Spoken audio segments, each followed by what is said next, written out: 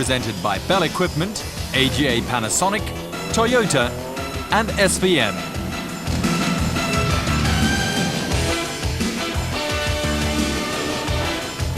The farming community of Eston, a short distance from Pietermaritzburg, played host earlier this month to the third round of the South African Off-Road Championship. The Bell Sugarbelt 400 attracted the biggest field of the season so far, with a full turnout of the country's leading car, bike and quad racers. Going into the Bell Sugarbelt 400, the Eastern Cape crew of Greg Harvey and Lionel Acton were the Special Vehicle Championship leaders. They were followed by Wade Perrins and Derek Frankenberg in a Sandmaster, and reigning champions Herman and Karl-Heinz Silvold. After a controversial victory in round 2 of the championship, the brother and sister team of Marius and Margie Borain were among the favourites for what promised to be a difficult event. This is unfortunately one of those races, if you put a wheel wrong, you fall off. You've got to be you can't afford to go wrong here.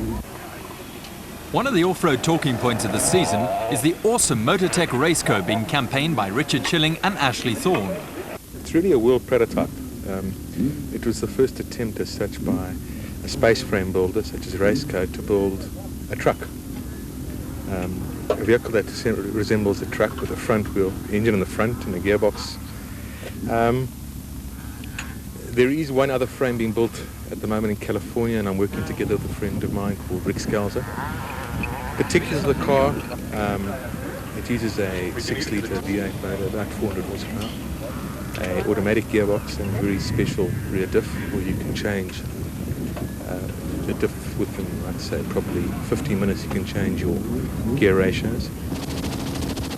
The Natal crew of Derek Pinoy and Hilton Laurie set the fastest time in the pre-race time trial and led away the field in the special vehicle category. It was a short event for the Raceco pair, who were forced out for the blown engine within half an hour of the start. This put the Silvold brothers into the lead in the Silvold Transport Raceco. The Palabora brothers are the reigning special vehicle champions, but going into the Sugarbelt 400 were still without a win this season. Off-roaders are suckers for early morning starts, and sections of the route were very slippery in the early stages of a race that was going to take its toll. The Silwards were followed by Nick Harper and Richard Hill in the Pro-M Rockwell Raceco, with soon-to-retire Nardis Alberts and Peter Mathieu in hot pursuit in the Rapsa Raceco.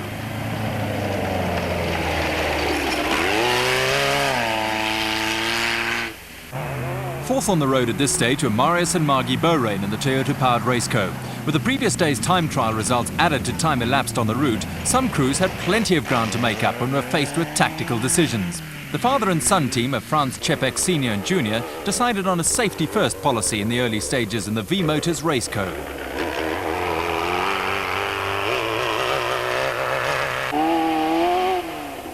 Veteran racer Harry Roscoe in the Protea playing card single-seater Raceco was up with the leading bunch and going well, despite having to both drive and navigate. Championship frontrunners Wade Perrins and Derek Frankenberg ran into early problems, with Rob Gibson the early leader in Class B and ahead of a Botswana crew, JJ Volmorans and Steve Cooper in another Raceco.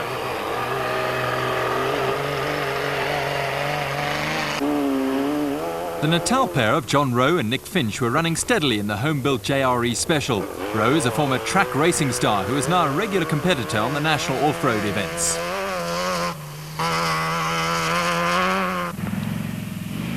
Looking like astronauts out for a drive in their moon buggy, Richard Chilling and Ashley Thorne were finding the Motortech Raceco a handful in the tight, twisty conditions. Having 400 horsepower on tap is not always an advantage, and the pair had lost touch with the frontrunners. Behind them, some interesting battles were starting to develop as the warm autumn sun started to dry out the route.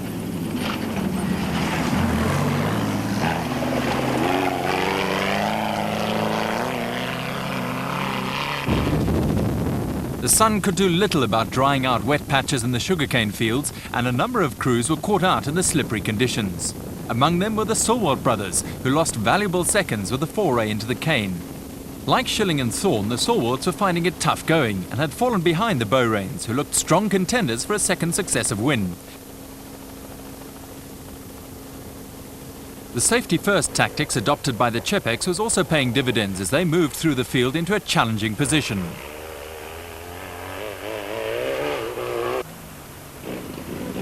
The Seal Coat car, driven by Rob Gibson, was still running at the front of Class B. With the engine starting to sound a little rough, matters were looking ominous for Gibson. Gibson was having to nurse the car along and was being rapidly caught by John Rowe, Nick Finch, who were to finish 5th overall in an impressive performance.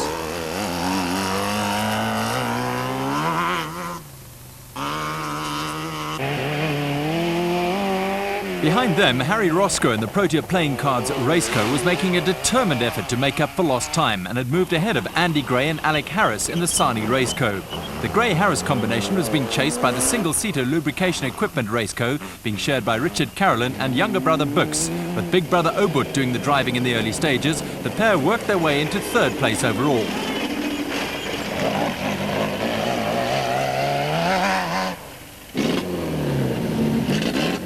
The route for the Sugarbelt 400 was made up of 2 loops each of an east and west course. Competitors were forced to check in at control points at the start and finish and along the route, with the service area at the start-finish line often a hive of activity as cars took on fuel with running repairs often needed for ailing machinery. Is that the new one? Dad, this thing's gonna go. You change it. Yeah, let's lift it. China, this one's also gonna go. In true off-road spirit, rival teams pitch in to help each other out, with Bux Carolyn doing some servicing for Nick Harper and Richard Hill. Out on the route, the Borains looked to have the race in the bag when they slid off the road with the car landing on a large rock. The father and son team of Franz Czepek Sr. and Jr. had moved into 2nd place in the V-Motors Raceco, which is not sounding all that healthy.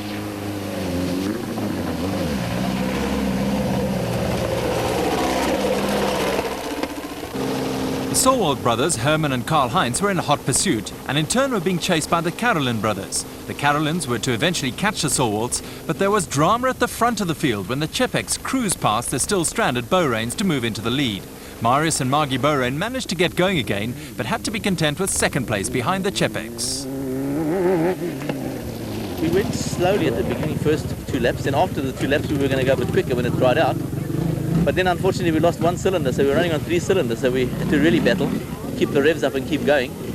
And well, a lot of the guys fell out and we were lucky, we came in first.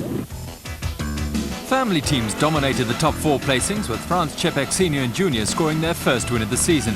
The unfortunate Borains finished ahead of the Carolyn and Solwald brothers, with John Rowe and Nick Finch 5th overall. Enjoying national championship status for the 2nd year, the quad racer brigade arrived at the Bell Sugarbelt 400 with Christo van der Merwe and Vickers van Deventer sharing top place in the championship. They were followed by Yuri Duplessis, Derek Johnson and Billy Coetzee, with Yamaha dominating the manufacturer's stakes. The quad racer category has shown tremendous growth this season and now caters for 2 classes of machine. Class K accommodates standard machines, with Class L for modified vehicles. The Class L quads are sophisticated pieces of machinery and provide for some spectacular racing.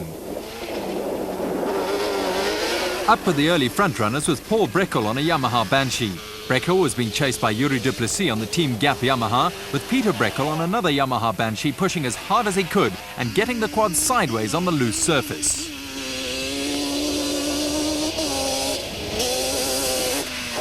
Quad racing is certainly not for the faint of heart. It takes a great deal of muscle as well as skill and technique to get the best out of a quad racer in rough conditions. Christo van der Merwe on the Yamaha Blaster was losing ground to the leaders and anxiously checking for a mechanical problem. As with the motorcycles, the quad racers need to refuel on the route with additional fuel stored at official service points. For the young locals, it was all rather strange. But for race leader Derek Johnson on the number 5 Yamaha, there was work to be done.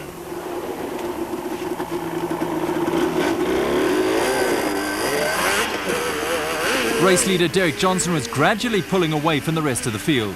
Christo van der Merwe was soldiering on, but was losing ground with what appeared to be an engine misfire. There were no such problems for Paul Breckel, who was in a safe 2nd place when he pulled into the service area. Behind Breckel, Yuri Duplessis, putting in a steady ride, had moved into 3rd spot. With leader Derek Johnson and 2nd place Paul Breckel in total control of proceedings, Yuri Duplessis had slipped into 3rd place but was around 6 minutes behind Breckel. Duplessis' teammate Francois Smit was going along steadily but was being caught by Billy Coetzee. At the front of the field, Derek Johnson was going like a rocket on the orange ABC Team Yamaha. Johnson had opened up a gap of around 10 minutes over the rider in 2nd place, but had no intention of taking it easy. Behind Johnson, it was Paul Breckel who had tightened his grip on 2nd place.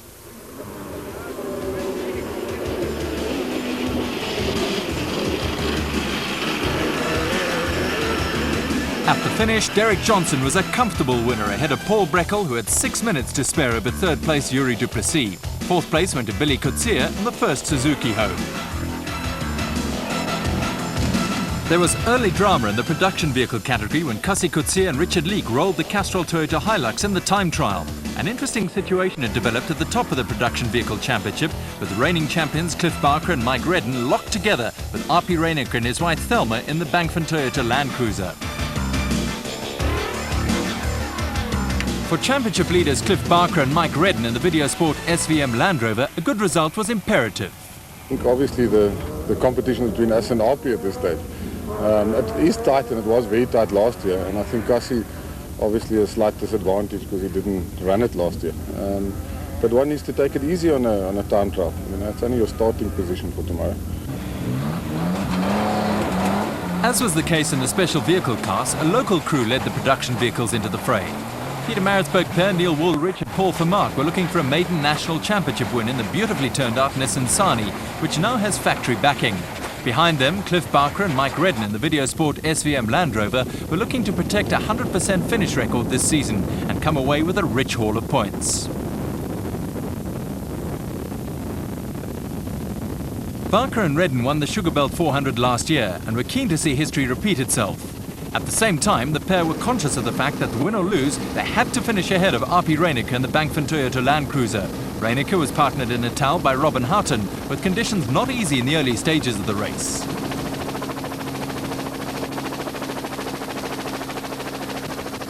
Despite the tricky conditions in the early part of the day, Neil Woolrich and Paul Vermaak set a cracking pace in the Nissan Sani. They were intent on quickly stamping their authority on the race and were pushing as hard as they could in the early part of the race.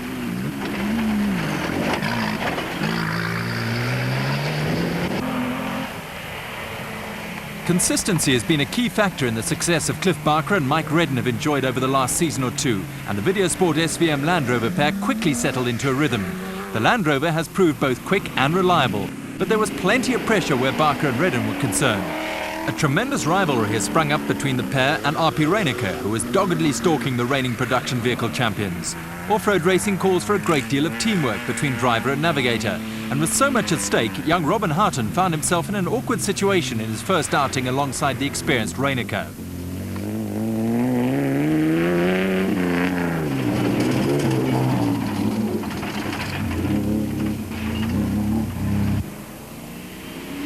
The day started off promisingly for the second Videosport SVM entry, the Range Rover in the hands of Arthur Abraham and Stratford Voogd.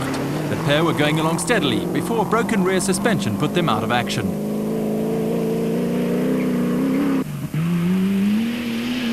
The men with a mission in the field were Springboks Cassie Coetzee and Richard Leek in the Castrol Toyota Hilux. The pair lost a great deal of time through their time trial roll and were busy bombing their way through the field. The Toyota suffered only superficial body damage when it rolled, and circumstances dictated that the pair go flat out throughout the event.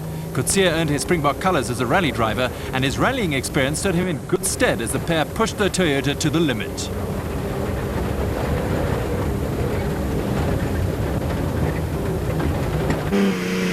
While Coetzee and Leek were siding their way through the field, Ralph and Ray Henderson had taken early control of Class F and the Ford. The Ford sounded strong, with the Hendersons holding off Niels Lemmer and Frans Skutter, who were at the front of Class F and the two-wheel drive Toyota Hilux.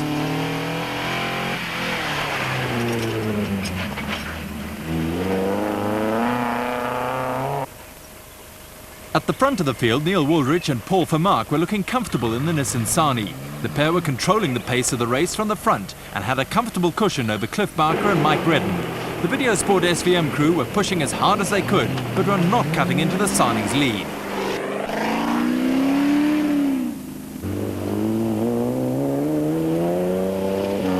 Behind the leaders, R.P. Reinicker and Robin Houghton were holding down third place in the Bankford Toyota Land Cruiser.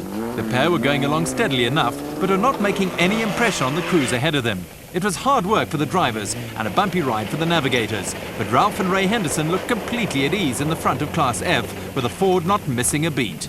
Behind them, Cassie Coetzee and Richard Leek had made up huge amounts of time in the Castrol Toyota Hilux and were starting to threaten the likes of Reinicker and Houghton.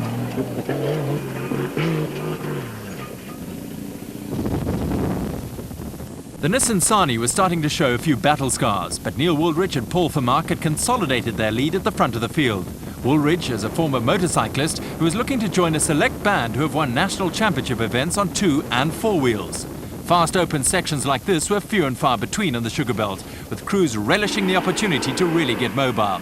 Cliff Barker and Mike Redden were still mobile in the Videosport SVM Land Rover, but they were losing ground to the Sani.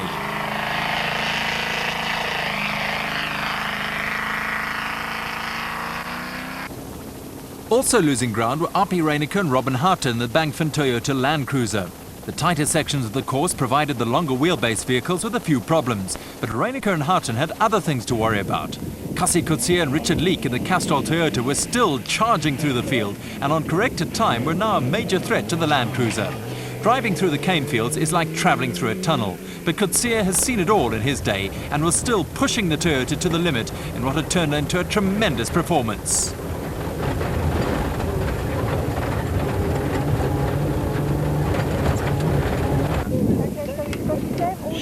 There was also an impressive performance from Ralph and Ray Henderson in the Ford. They were in total control of Class F and did not look to have a care in the world. The Flying Hendersons were more than half an hour ahead of the stuntman Popo Skiepers and Ivan Bartholomew in the Chev Ford. The pair had moved up into 6th place overall ahead of Shumi van Vuren and Fani Kotze, who were leading Class E.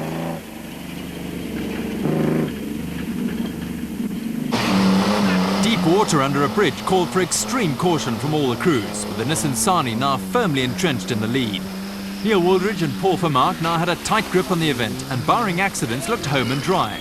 Still in second place were Cliff Barker and Mike Redden in the Videosport SVM Land Rover, who had dropped back slightly because of a clutch problem. The important factor from their point of view was that they were ahead of Api Reinicker and Robin Harten in the Bankfin Toyota Land Cruiser.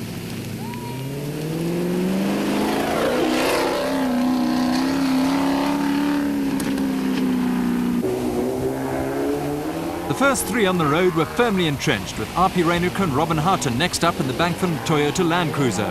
A late fuel line problem was to hold up the Toyota pair, allowing Cassie Coetzee and Richard Leek to slip into 3rd place on corrected time.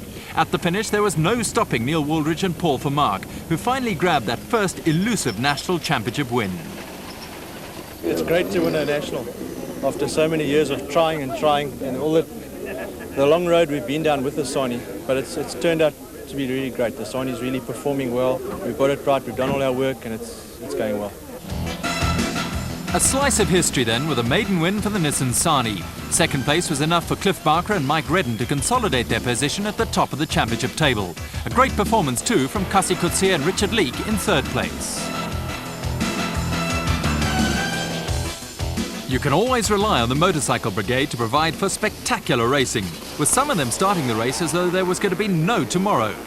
The opening events of the season, the Rustenburg 400 and the Barbaspan 500, produced 2 different winners. And right from the start, Darryl Curtis on the Pro Action AGA Panasonic KTM and Errol Dalton on the Lesotho Office Equipment Honda fought out an enthralling battle. Also involved in the early stages were Richard Manning on the dealer team Yamaha and Graham McLaughlin on the Lesotho Office Equipment Honda.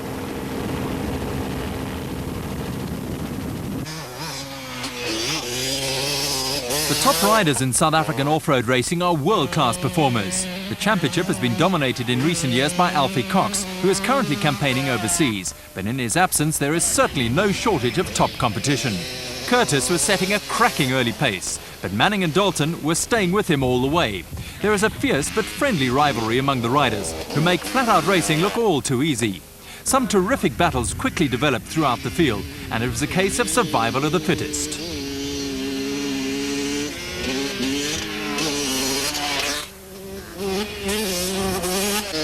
Also flying in the early stages of the race was Gavin Nimmo on the privately entered Kawasaki.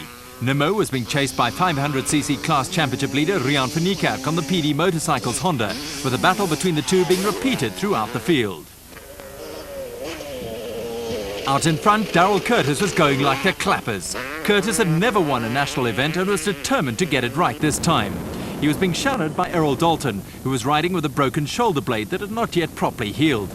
Keeping Curtis and Dalton in his sights was Richard Manning, who had taken an early grip on the 200 class. Richard Manning.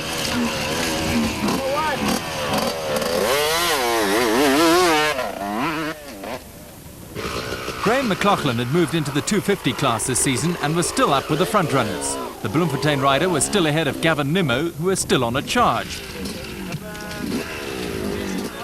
Also still on a charge was Curtis, who was in a terrific hurry when he arrived at a refuel area.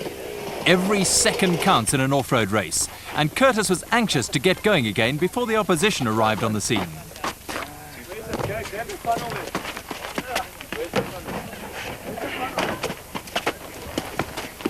While Curtis frantically searched for his fuel can, local youngsters were taking a much calmer outlook on life.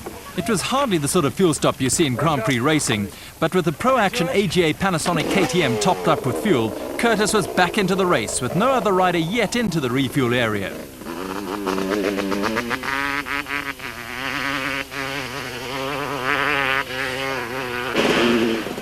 Next into the service area was Errol Dalton on the Lesotho Office Equipment Honda. The shoulder injury did not appear to be bothering Dalton too much, and his fuel stop was a little more organised than the Curtis effort. That aside, there was an enthralling twist to their battle. Taking into account time trial results, Curtis had to reach the finish more than 30 seconds ahead of Dalton to be sure of victory.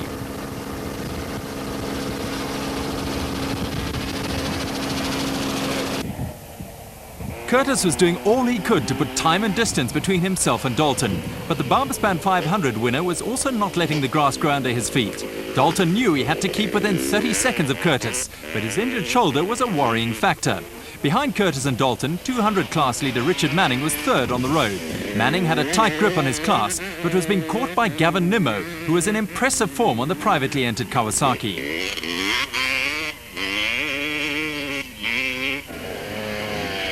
Also working his way through the field was Brian Bontekoning on the Antelex Dairy Shimwells Yamaha. Bontekoning had caught and passed teammate Alex Bowles on the Antelex Kawasaki, who was second in the 200 class. Bowles was going well, but had dropped a long way behind class leader Richard Manning. Lance Trethaway on the KTM and Rian Finikak were locked in a great battle in the 500 category, but neither had a hope of catching Dalton, who was leading the class. Clayton Enslin on the PD Motorcycles Kawasaki had also lost touch with the frontrunners in the 200 class. After a promising start to the race, Graham McLaughlin was slowly dropping down the field on the Lesotho Office Equipment Honda, with Grant Bloomfield on the AGA Panasonic KTM out of touch with the 500 class leaders.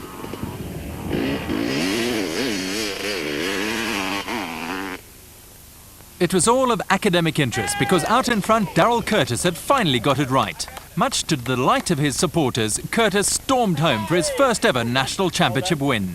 After all those seconds, finally did it. You were very close between you and Errol. Where did you get away from him? Well, Errol got a puncture on his second lap, put a new wheel in. I got a puncture on my third lap. And when we left after the third lap, we were so close together. And it was just one big race to the end. A long overdue win for Daryl Curtis ahead of Errol Dalton and Gavin Nimmo. Curtis took the 250 class, Dalton the 500 category, and fourth place Richard Manning won the 200 class.